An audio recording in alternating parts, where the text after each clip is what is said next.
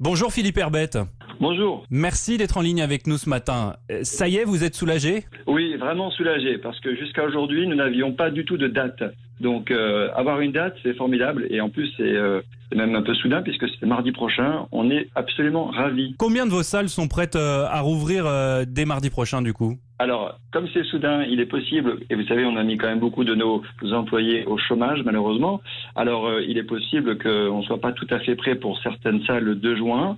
Mais en même temps, je peux vous garantir que l'ensemble de nos équipes sont tellement motivées qu'à mon avis, ils vont travailler d'arrache-pied et on doit être allé, je veux dire, à 90% de nos salles devraient être prêtes pour réouvrir le 2 juin. Comment s'entraîner? Comment faire du sport dans un environnement clos sans prendre de risques? Vous avez fait des aménagements? Oui, nous avons fait des aménagements, nous avons fait les barrières sanitaires.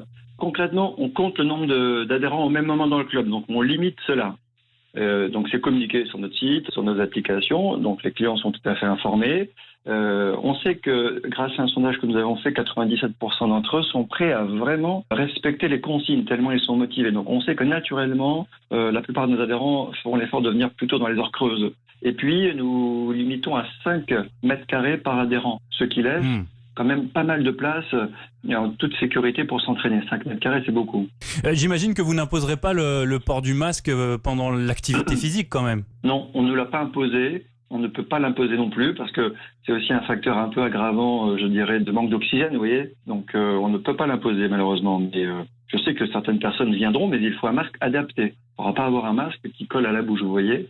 Il y a quelques masques qui le permettent. Est-ce que vous allez maintenir les cours collectifs?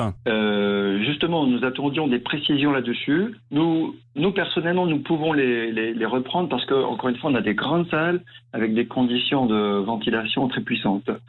Cependant, il m'avait semblé que les autorités souhaitaient que nous ne reprenions pas cette activité. Or, à ce stade, nous n'avons pas de précision là-dessus. On va prendre le temps et le soin de vérifier ce que l'on peut faire. Au niveau des barrières de sécurité sanitaire, nous avons bien évidemment le marquage au sol, bien évidemment des points avec du gel hydroalcoolique partout dans le club.